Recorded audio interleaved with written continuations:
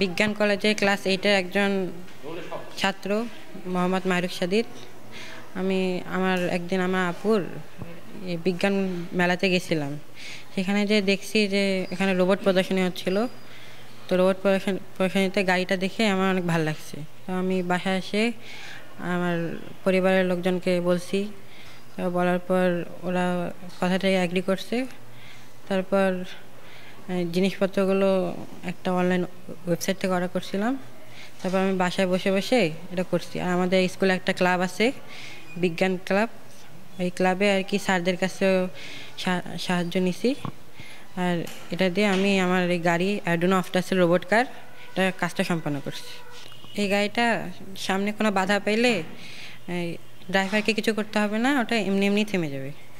আমি এবং আমার ভাই মিলে একদিন রোবোটিক্স মেলায় যাই এবং আমার ভাই আমাকে বলে যে আমি এরকম একটি রোবট কার বানাতে চাই, এবং আমিও বললাম যে বানা দেখি কীরকম পারিস। তারপর সে সব কিছু আমার বাবা মার সাথে কথা বলে এবং সব কিছু ঠিক করে যে কী কী লাগতে পারে এবং কিভাবে বানাবে সে।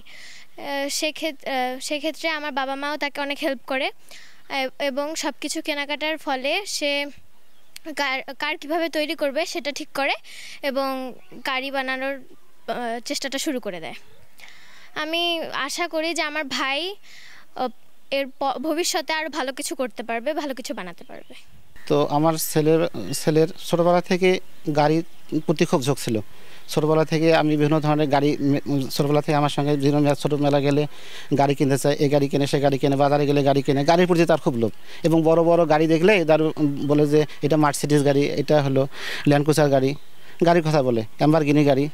তারপরে ও আর ওর বোন মেলায় গেল, রোবোটিক মেলা গিয়ে আসলো, বলতেছে বাবা আমি রোবটের গাড়ি তৈরি করব, তুমি এগুলো আমাকে কিনে দাও। তাহলে আমি এগুলো সরবরাহ করলাম, ও গাড়ি তৈরি করলো। যে গাড়িটা হলো সামনে কোনো বাধা পাইলে পিছনে আসে, আবার পিছন থেকে সামনে যায়, আবার বাধা পাইলে পিছনে আসে। তো সে তার কাজে তার স্কুলের টিচার, তাকে আইসিডি টিচার, তার বিভিন্ন টিচার তাদের বিভিন্নভাবে সহযোগিতা করেছেন। হ্যাঁ, তার এই আবিষ্কারে আমি খুবই গর্বিত। আমাদের শিক্ষার্থী, অষ্টম শ্রেণীর শিক্ষার্থী যে রোবটটি তৈরি করে, সেই রোবটটির মূল থিমটা হচ্ছে কোনো গাড়ি বা অন্য কোনো জায়গায় বাধা পেলে সেই ড্রাইভারের নিয়ন্ত্রণ ছাড়াই সেই নিজে নিজে থেমে যাবে। এটাই সে সবচেয়ে বড় কাজ। তবে এটা আরও একটু কাজ করলে হয়তো আরও অন্য রোবটের যে কাজগুলো, সেই কাজগুলো করতে পারবে। এটা আরও সম্প্রসারণ করার আমরা চেষ্টা করব, যে আরও কীভাবে আরও ইমপ্রুভ করা যায়।